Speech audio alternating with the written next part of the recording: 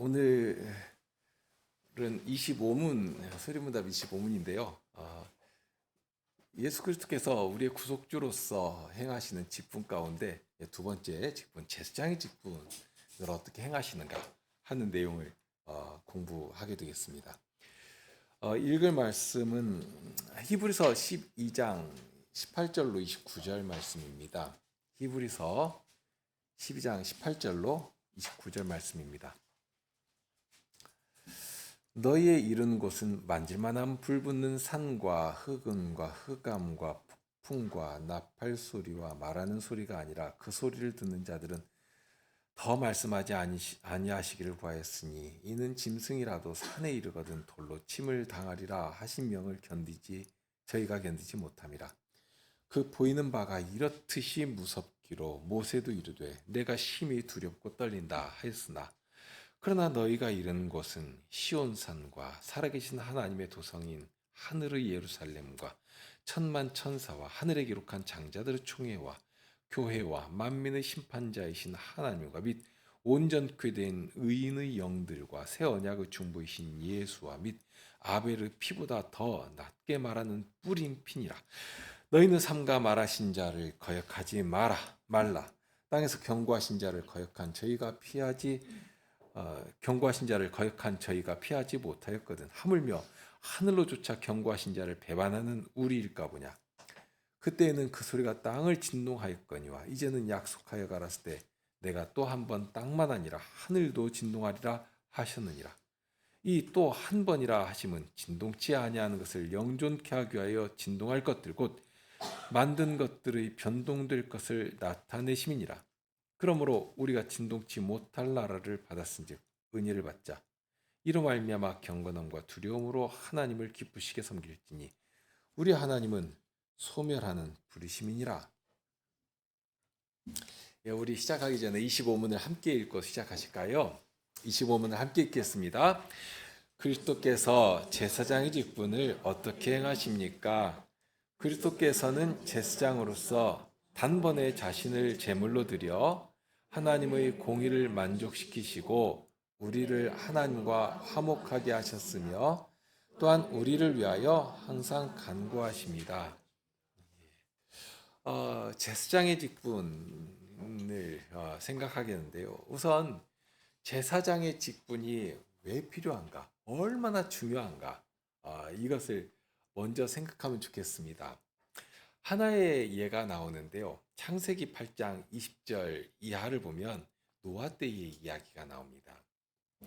거기 보면 이렇습니다. 노아가 여호와를 위하여 단을 쌓고 모든 정결한 짐승 중에서와 모든 정결한 새 중에서 취하여 번제로 단에 드렸더니 여호와께서 그 향기를 흠양하시고 그 중심에 이르시되 내가 다시는 사람으로 인하여 땅을 저주하지 아니하리니 이는 사람의 마음을 계획하는 바가 어리서부터 악함이라. 내가 전에 행한 것 같이 모든 생물을 멸하지 아니하리니 땅이 있을 동안에는 심음과 거둠과 추위와 더위와 여름과 겨울과 낮과 밤이 쉬지 아니하리라. 이 장면은 노아의 홍수가 끝나고 방주에서 노아의 가족들이 나왔을 때 노아가 처음 한 일에 대한 기록입니다. 무엇인가 하면 하나님께 제사를 드렸는데요. 그런데 노아가 드린 제사를 하나님께서 받으시고서 얼마나 기뻐하셨는가 하는 모습을 아주 인상적으로 기록하고 있습니다. 그런데 특이한 내용이 나옵니다. 하나님께서 제사를 아주 기쁘게 받으셨습니다. 그렇게 되니까 하나님께서 무슨 약속을 하시는가 하면 다시는 사람으로 땅을 저주하지 않겠다 하는 약속을 하십니다. 그러면서 동시에 사람으로 인하여서 땅이 저주를 받아 홍수로 심판을 받은 것인데요. 그런데 거기 보니까 사람이 착하게 변했기 때문에 그러니까 심판을 지금 맛본 바로 직후 아닙니까? 얼마나 두렵습니까? 이런 대단한 심판을 맛보았으니까 사람이 그냥 각성을 해가지고 그러니 이제 앞으로는 우리가 악한 짓도 안 하고 정말 하나님께서 기뻐하시는 일만 하고 그러니까 그거 보고서 사람이 변했으니까 땅을 다시는 저주하지 않겠다 하고 하신 것이 아니라 보니까 전혀 다른 말씀을 하십니다. 무엇인가 하면 사람의 마음에 계획하는 바가 어려서부터 악하니까, 예, 악하니까 다시는 저주하지 않겠다 하고 말씀하신 것입니다. 참 이상한 말씀 아닙니까? 처음 상황부터 보면 사람이 너무너무 악해가지고 땅을 저주하신 것이었거든요. 모든 생물까지 사람의 패역한 죄로 말미암아서 심판을 받게 되었습니다. 그런데 심판을 받아서 이제 홍수가 끝났는데요. 그런데 사람은 여전히 악하고 그렇게 악한데도 불구하고 저주하지 않겠다 하고 말씀하신 것이거든요. 우리가 그 앞에 이야기를 알고 있지 않습니까? 지금 8장은 노아의 홍수가 끝난 뒤의 이야기고요. 그 앞에 6장을 보면 이렇습니다. 6장 5절에 여호와께서 사람의 죄악이 세상의 관영함과 그 마음의 생각의 모든 계획이 항상 악할 뿐임을 보시고, 그러니까 사람의 죄악이 관영하고 사람의 마음의 생각의 모든 계획이 항상 악하니까, 그것 때문에 하나님께서 땅을 저주하시고 그렇게 심판을 행하신 것 아닙니까? 그러면 과연 사람의 마음의 생각의 모든 계획이 항상 악하다고 한 그것이 어떤 모습으로 나타나는가? 그 앞에 1절에 보면 이렇게 알려주십니다. 사람이 땅 위에 번성하기 시작할 때 그들에게서 딸들이 나니 하나님의 아들들이 사람의 딸들의 아름다움을 보고 자기들이 좋아하는 모든 자로 아내를 삼는지라 했습니다.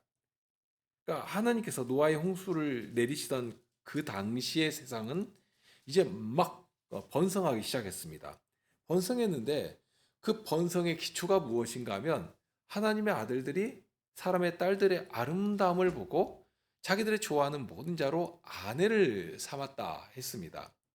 번성했는데, 번성하는데 하나님께서 바라시는 방식으로 번성하지를 않는 것입니다. 하나님께서 번성을 싫어하신 것이 아니라 정말 번성하기를 바라셨거든요. 1장 28절에 하나님께서 명하신 것이 그것 아닙니까?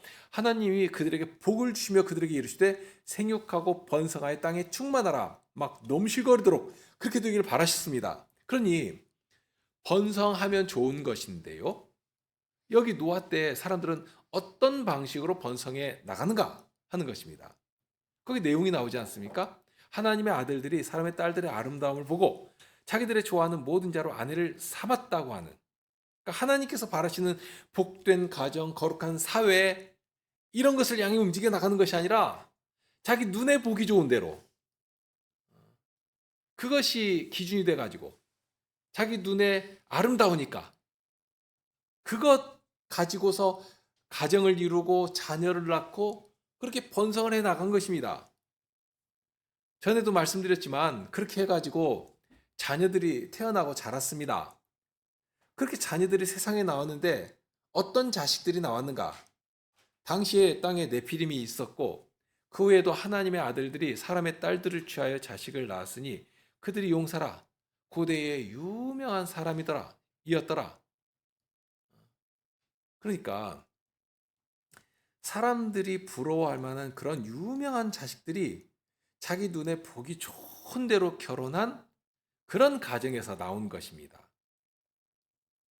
하나님이 막 바라시는 그 하나님께 책망을 받아가지고 정말 그렇게 자기 눈에 보기 좋은 대로 결혼을 했으니 그 가정에 참 못나고 찌그러진 자식들이 나온다고 하면 야 이거 하나님의 말씀대로 안 하니까 이거 혼이 났구나 이렇게 정신을 차렸을 것인데 보니까 반대입니다. 하나님이 바라시는 대로 믿음 안에서 하는 결혼이 아니라 세상과 똑같은 기준으로 미모를 따르고 돈을 따르고 지위를 따르고 그렇게 결혼을 했는데 결혼을 한 결과 세상 잘난 자식들이 나와가지고 유명한 사람들이 되고 그렇게 세상에 막 그 이름을 날리는 것입니다. 그러니 이런 식이라면 누가 그 결혼 잘못했다고 하겠습니까? 아마 다들 부러워서 나도 저렇게 했으면 좋겠다 하고 할 만도 한 그런 모습 아닙니까? 그런데 그렇게 되니까 하나님께서 바라시는 거룩한 가정, 거룩한 사회, 그리고 건실한 그런 하나님의 백성들이 땅에 가득하고 땅에 충만하고 땅을 정복하고 한 그런 거룩한 문화를 일궈내는 것이 아니라 인생의 문명과 문화는 극도로 발전하는 것 같은데 동시에 무엇이 사람이 정복하는 곳마다 가득하게 되었는가? 죄악이 세상에 관영하게 되었다 하는 것입니다. 그것이 결론입니다. 어느 정도로 관영하게 되었는가? 하나님께서 홍수로 심판하지 않고서는 어떻게 달리 할 방도를, 다른 방도를 찾을 수가 없을 정도로 그렇게 악이 차고 넘칠 만큼 되었습니다. 그러니까 노아의 홍수 이전의 상태가 그랬습니다. 사람의 죄악이 세상에 관영하게 되었고요. 그 마음의 생각이 모든 계획이 늘 악한, 그러니까 심판을 행하신 것입니다. 그렇게 해서 노아의 홍수가 일어났습니다. 그러면 노아의 홍수가 끝난 이후에는 이제는 더 이상 그런 악한 일들이 일어나지 않아야 정상 아니겠습니까? 하나님께서 이거 정말 싫어하신다. 정말 얼마나 싫어하시는가 하면 모든 코에 호흡이 있는 생명들을 다 멸하실 만큼 홍수로 심판하실 만큼 그렇게 싫어하신다. 그러니 앞으로는 그렇게 하지 않아야 되겠다 하고 각성을 하고선 다시는 그런 짓을 하지 않아야 할 것인데, 그런데 노아의 홍수가 끝나고 하나님께서 보신 세상은 구체적으로 말하면 아직 노아의 자식들 외에는 없습니다.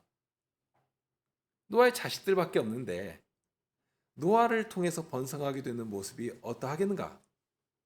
그것이 8장에 나오는 내용입니다.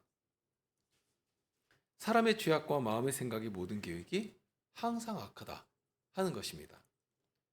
홍수 전에도 그랬는데요. 홍수 이후에도 별로 달라진 것이 없습니다. 여전히 사람의 마음에 계획하는 바가 어려서부터 악하다 하는 동일한 것입니다. 그러니까 그것 때문에 심판을 받았는데 심판을 받은 뒤로도 똑같다. 그런데 거기 보니까 하나님의 약속이 달라지고 있는데 그 달라진 그 시점에 어떤 것이 하나가 있습니다. 전에는 그로 말미암아서 심판을 받았습니다.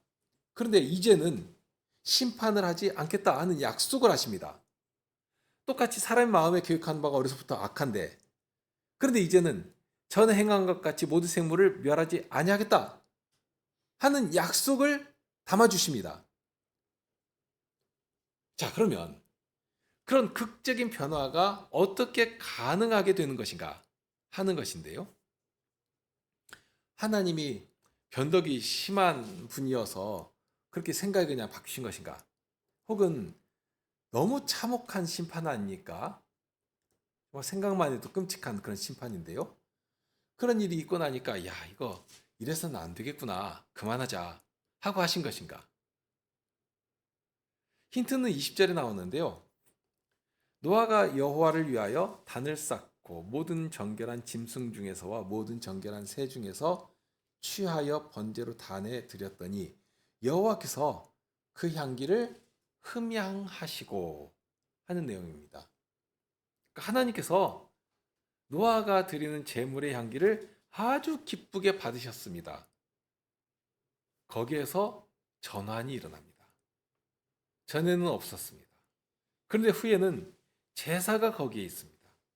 하나님께서 제물의 향기를 기쁘게 받으시는 제사가, 그 내용이 하나가 딱 거기 있으니까 앞에서는 대홍수의 심판이었는데 사람은 하나도 변하지 않았는데 후에는 멸하지 않겠다는 약속의 보증이 내린 것입니다. 노아가 행한 것은 하나입니다. 하나님과 모든 피조물 사이에서 제사장이 되어서 하나님께서 기쁘게 받으실 만한 제물을 드렸다 하는 이 사실이 중간에 딱 하고 놓이니까 대심판에서 하나님의 자비하신 용서로 대전환이 일어나게 된 것입니다. 제사는 그런 것입니다. 사람이 변하니까 하나님께서도 마음을 바꾸신 것이 아닙니다. 사람이 전부 다 그래도 좀 나으니까 그것 보고서 하나님께서 심판을 하지 않겠다 하고 약속하신 것이 아닙니다. 사람은 본질적으로 변하지 않습니다. 변할 수가 없습니다. 그것은 다른 사람 이야기할 것이 없습니다. 우리 자신만 보더라도 어떻습니까? 변합니까? 안 변합니다. 그런 말 있죠. 개꼬리 3년 묻어두어도 황구꼬리 못 된다. 그거 안 변하거든요. 그래서 사람들도 말하지 않습니까? 사람이 갑자기 변하면 저 사람 죽으려고 저러는가? 하는 그런 말을 할 정도입니다. 노아의 시대도 동일합니다. 심판받았고 큰 두려운 일을 경험하고 그러니까 사람이 그것 보고서 변할 것이다? 변합니까? 정말 하나님께서 치신 것이다 하고 할 만한 두려운 일이 발생되어도 그때는 잠시 뭔가 좀 움직이는 것 같아도 그러나 결국 그 자리로 그냥 돌아가는 것입니다. 안 변합니다. 그런데 그러면 안 되는데 그런데 거기 사람이 변할 수 있는 조건이 하나가 있습니다. 실은 여기서 볼 수 있는 것이 내가 변하는 것이 아니라 주께서 나를 변화시켜 주셔야지만 사람은 변하는 것입니다. 우리가 그렇게 중생한 자들이 되었지 않습니까? 내 안에 말씀이 찾아오시고 성신으로 나를 이끌어 주실 때 말씀을 조차 행하도록 나를 이끌어 주실 때 주님의 말씀이 정말 한 걸음씩 한 걸음씩 나는 도저히 나아갈 수 없는 그 자리까지 나를 움직여 나가시고 나의 성품까지라도 이끌어 주시고 그래서 나의 모든 것을 통해서 그리스도의 성품이 나타나도록 만들어 주시고 내가 만들어가는 것이 아니라 주님의 말씀이 나를 사용하셔서 나의 그 부족하고 어쭙지 않은 것들까지 붙들어 주시고 사용하시니까 그렇게 나의 아무것도 아닌 것들을 통해서 그리스도의 향기가 바래지도록 해주시는 것입니다. 그렇게 되니 결국 이 모든 것이 주님의 은혜라 하고 고백할 수밖에 없지 않습니까? 그렇게 사람이 내가 변화되는 것이지 내 의지를 가지고 또 내가 내 열정을 가지고 변화한다고 해서 그러면 그렇게 사람이 보기에 좀 변하니까 그것 가지고 좀 쓸만한 존재가 되는 것인가? 하나님께서도 그거 기쁘게 받으실 만한 그런 삶의 열매가 되는 것인가? 어림없는 이야기입니다. 안 되는 것입니다. 자, 여기 노아의 홍수 사건이 그런데요. 사람은 정말 그런 어마어마한 대심판, 하나님께서 다시는 하지 않으시겠다고 약속하신 만한 그런 대심판이 끝나고 난 후라고 해서 사람이 막 갑자기 막 정신 차리고 갑자기 변하고 그런 것 아니라는 것입니다. 역사가 그것을 또 증명하고 있습니다. 노아의 홍수가 끝나고 나서 창세기 11장에 보면 거기에 바벨탑 사건이 기록되어 있습니다. 하나님께서 다시 노아의 자손들을 통하여서 흥왕케 하시는 은혜를 내리시는데요. 그러니까 하나님께서 참으시고 기다리고 하시니까 사람들이 하나님이 기뻐하실 만한 그런 자리로 차근차근히 움직여가는 것인가? 보니까 전혀 다른 데로 움직여가지 않습니까?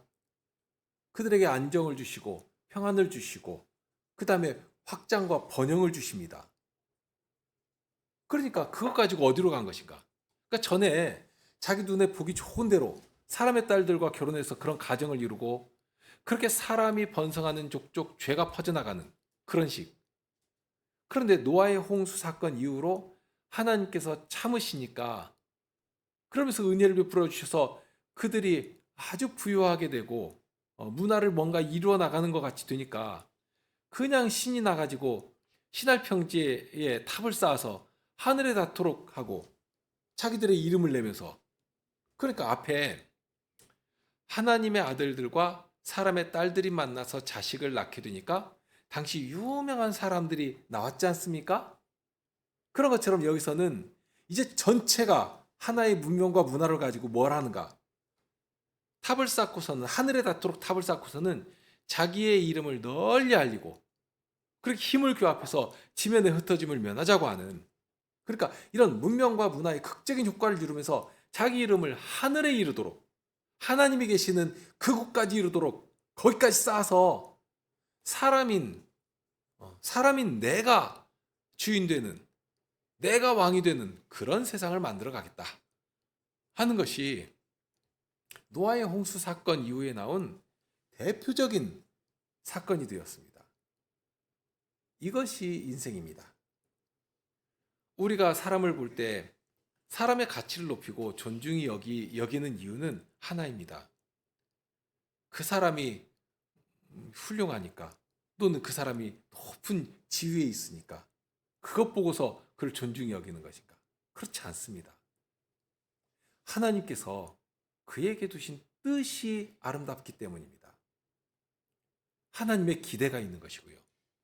하나님의 인애가 여전히 그에게로 향하고 있기 때문에 나도 또한 하나님의 사랑을 닮아서 형제를 사랑하고 나도 기대하고 나도 그렇게 바라보는 것입니다. 자, 다시 돌아와서 노아의 홍수 이후에 그런 극적인 변화를 만들어내는 단 하나의 조건은 이 노아의 제사에서 시작되는데요. 실은 하나님께서 당신의 뜻을 분명하게 보여주신 사건이기도 합니다. 이 하나님과 죄가 관영한 이 세상 사이에 이 제사장의 직분을 두시고 그 전에는 진노로, 그러니까 심판으로 세상을 대하시는데요. 이제는 오래 참으심으로 그 자비하신 빛으로서 세상을 바라보시는 것입니다. 그러니까 제사가 있고 제사장의 봉사가 있으니까 그런 놀라운 변화가 발생하는 것입니다. 그러니까 제사장의 직분이 공적으로 하나님의 백성들에게 주어진 것은 출애굽 사건 이후입니다. 하나님께서는 레위인들을, 그 중에서도 아론의 자손들을 제사장의 중심에 세워 놓으시는데요. 그러면 레위인들이 다른 지파에 비해서 그만큼 뛰어난 지혜를 가지거나 능력을 가지거나 그래서가 아니지 않습니까? 어떤 인간적인 조건으로 한다면 별달리 할 말이 없을 정도입니다. 오늘 그 읽은 말씀의 민수기에서도 아주 놀라운 두려운 사건이 있지만 우리가 잘 아는 사건 중에 나답과 아비후의 사건도 있습니다. 그러니까 하나님께서 하나님께 드릴 불을 따로 구별하시고 그 불로만 드리도록 하시는데요. 그런데 이 나답과 아비후가 그렇게 제사장 직분에 나아가고 봉직되어서 그 일을 하는데 아주 오만한 자리에 가는 것입니다. 하나님께 정하신 불이 아니라 자기들 방식대로 자기들의 불을 가지고 하나님께 나아가도 되는 것처럼. 그런데 어떻게 됐는가? 그들이 가지고 나갔던 불에 두 사람이 삼켜지게 됩니다. 그러니까 하나님께서 정하신 방식대로 나올 때 거룩하신 하나님 앞에 죄인들이 감히 이를 그 자격을 얻게 되는 것인데요. 그런데 나답과 아비후는 자기들을 그런 존귀한 자리에 탁 올려 주시니까 무슨 그만한 자격이라도 있는 것처럼, 그러니 하나님께서 정하신 그 길을 쫓아 하는 것이 아니라 스스로가 높아진 마음에 자기들 방식대로 자기들이 준비한 불을 가지고 그렇게 나갔다가 심판을 받고 그 자리에서 죽게 된 것입니다. 그만한 수준이 인생이라는 것입니다. 아무리 아론의 자식들일지라도, 그러니까 날 때부터죠. 이 아론의 자식들이니까 날 때부터 하나님 앞에서 봉사할 제사장 집안에 태어났다 할지라도 그것이 조건이 되어 가지고 그만한 존귀함을 입는 것이 아니라 하는 것입니다. 거기에 하나인데요. 하나님께서 내신 질서가 있고 하나님께서 정하신 길이 있습니다. 그러면 그 길을 따라야지만, 그 길을 따라 움직일 때에서야만 죄인들이 하나님 앞에서 망하지 않고 나아갈 자격을 얻게 되는 것입니다. 하나님께서 제사장의 직분을 두신 이유는 그런 것입니다. 노아의 홍수 이후에도 사람은 여전히 죄인입니다. 그런 죄인이지만 하나님께서는 하나님 앞에 나올 길을 여셨습니다. 노아를 통해 여시고 죄인들이 망하지 않고 하나님께 나올 수 있게 해주셨습니다. 제사장의 직무는 그런 것입니다. 사람이 생명을 얻고 살 수 있는 방법은 생명이신 하나님을 가까이 하는 그것 외에는 없습니다. 마치 오염된 공기가 가득한 방에서 저기 맑은 산소가 흘러나오는 구멍이 하나가 딱 뚫려 있는데요. 그러면 어떻게 해야 살 수 있는가? 그 오염된 공기 속에서 그냥 살면 죽습니다. 그런데 살 수 있는 방법은 그 산소가 나오는 그 작은 구멍, 그곳을 향해서 막 움직여서 거기다 코를 대고 코를 박고 숨을 쉬어야지만 살 수가 있는 것입니다. 그러니까 우리가 살 수 있는 유일한 방법은 그렇게 생명이신 하나님께 가야 하는 것입니다. 하나님을 가까이 하는 거, 그것 말고는 방법이 없는 것입니다. 그럼 문제는 어떻게 가까이 할 수 있겠느냐 하는 것 아니겠습니까? 오늘 히브리서 읽은 말씀에도 보면 29절에 우리 하나님은 소멸하는 불이시라 하고 했지 않습니까? 하나님께 나아가야 되는데, 그런데 하나님은 소멸하는 불이십니다. 그러니 어떻게 가까이 합니까?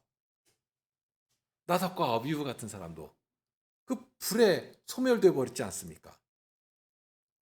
그러니까 하나님을 가까이 해야 하는데 문제는 하나님께 가까이 할 수가 없다는 것입니다. 이것이 비극이고요. 그러니 어떻게 해야 할 것인가? 그 길을 하나님께서 내신 것이거든요. 앞에서 노아 시대의 이야기로 시작했습니다만, 노아 시대에 하나님의 큰 심판이 있었지만 하나님께서는 무지개의 언약을 체결하시면서 다시는 인생의 죄로 말미암아서 땅을 저주하지 않겠다 하고 약속하셨습니다. 그냥 있는 것도 없는 것처럼 만들고 더러운 죄도 그냥 대강 분질러서 무마시키고 그런 식으로 저주하지 않겠다고 하신 것이 아닙니다. 하나님께서는 죄에 대한 책임을 끝까지 찾아 물으시는 분이시고 모든 죄를 다 도말하신 후에 저주하지 않는 방식, 그것이 하나님의 의입니다. 하나님의 의는 그냥 사람이 사람 봐주는 식으로 적당히 봐주고 넘어가는 그런 식이 아닙니다. 하나님의 의가 결코 그 용납하지 않으시거든요. 용납을 못 하십니다. 자, 그런 원칙을 알려주셨는데요. 노아가 정결한 짐승으로 드린 제물의 향기를 기쁘게 받으시고 그런 후에 더 이상 책임을 묻지 않겠다는 그 일을 통해서 그런 원칙을 알게 하십니다. 죄를 지었으면 그 책임을 감당하면 됩니다. 죄를 지었으면 죽는다 하고 사망의 법을 정해 놓으셨습니다. 그러니 죄에 대한 책임을 지고 죽고 거기서 흘린 피를 하나님께서 받으시고 그러면 더 이상 죄에 대한 책임을 묻지 않으시는 것입니다. 받으셨기 때문에. 하나님께서 받으시는 피는 다른 피가 아닙니다.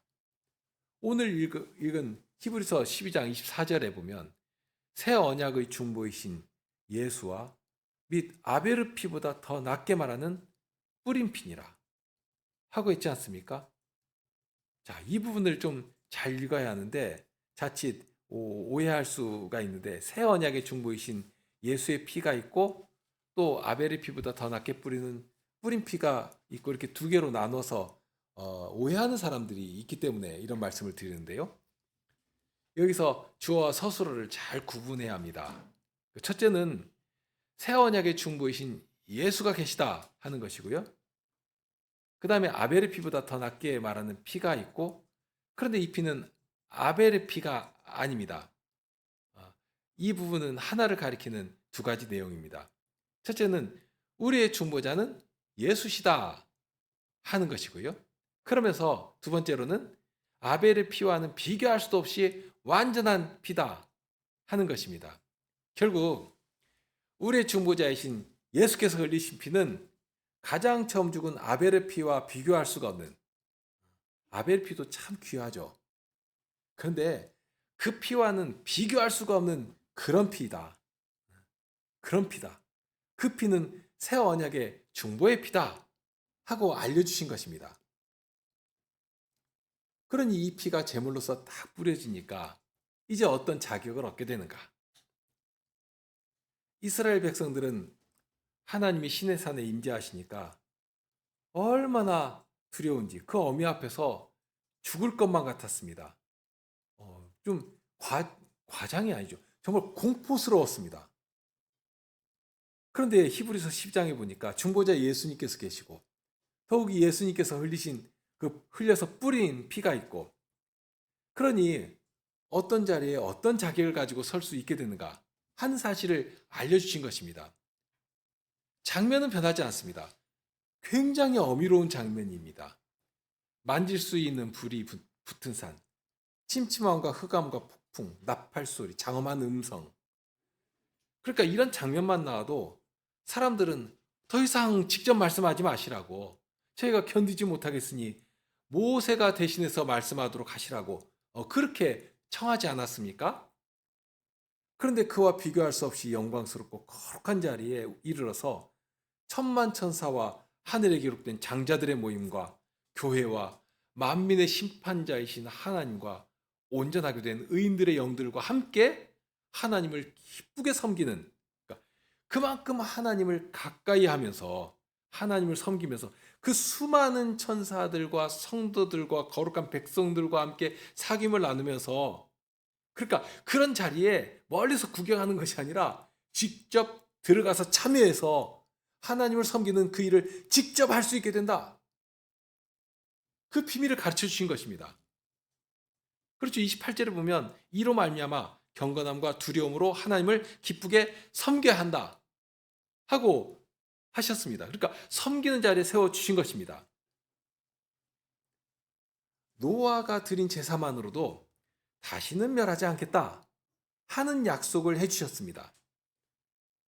그러나 하나님께서 우리를 온전케 하시는 예수님께서 흘리신 피가 있으면 그럼 이제 어떻게 되는가 하는 것인데요.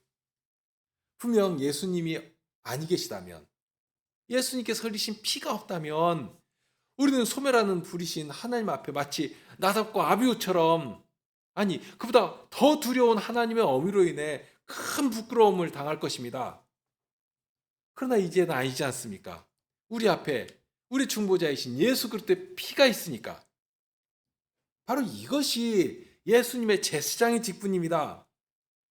노아는 자기의 피가 아니라 짐승의 피를 가지고 제사를 드렸습니다. 그것만 가지고도 그런 복된 약속을 받았습니다.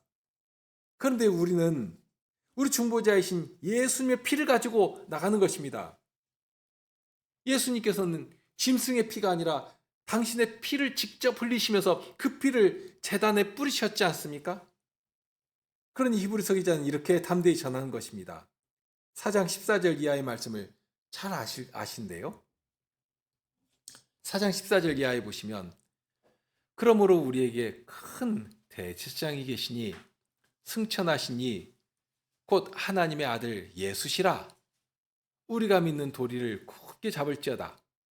우리에게 있는 대제사장은 우리의 연약함을 동정하지 못하실 이가 아니요 모든 일에 우리와 똑같이 시험을 받으신 이로되 죄는 없으시니라.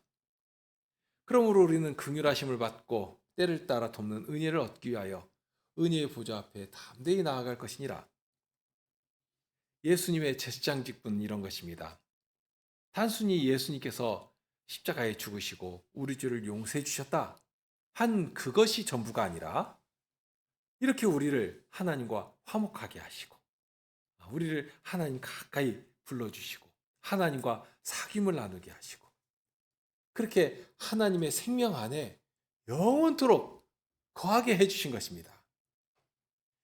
이 일을 위해서 예수님께서 그리스도로 우리의 제사장으로, 정말 영원한 제사장으로 우리를 위해 무엇보다도 그 당신의 귀하신 그 피를 흘리시고 뿌리시고, 그 피로써 우리를 하나님 앞에 나아갈 자격을 얻게 해주신 것입니다.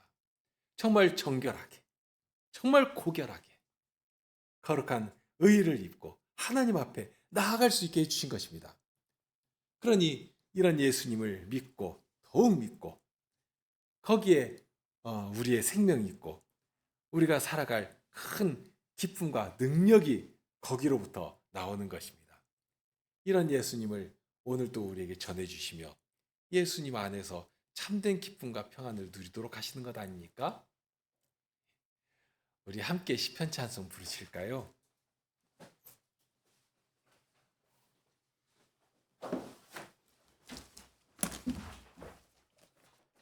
73편 9절 10절입니다.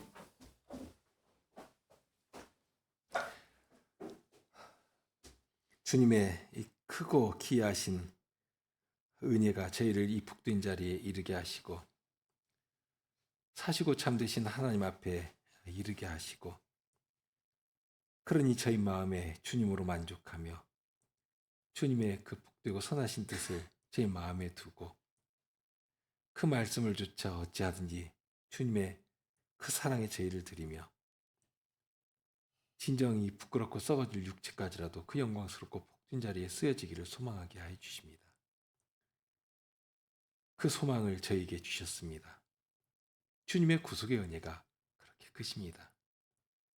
그러니 주님, 저희가 늘 주님 앞에 이르게 하여 주시고 주님으로 늘 만족하게 하시고 하나님을 가까이 한 자답게 하나님의 어떠하심을 더욱 닮아가게 하시고 그러니 저희 발걸음이 미치는 곳마다 그저 주님의 어떠하심이 그리스도의 선하신 능력이 전해지게 하여 주옵소서. 그렇게 저희가 평안을 전하는 주의 백성으로 주님을 더욱 바라며 의지하며 허락하신 이 한 주간을 힘이 있게 살아가게 하여 주시옵소서. 우리 주님 예수 그리스도 이름으로 기도합나이다. 아멘.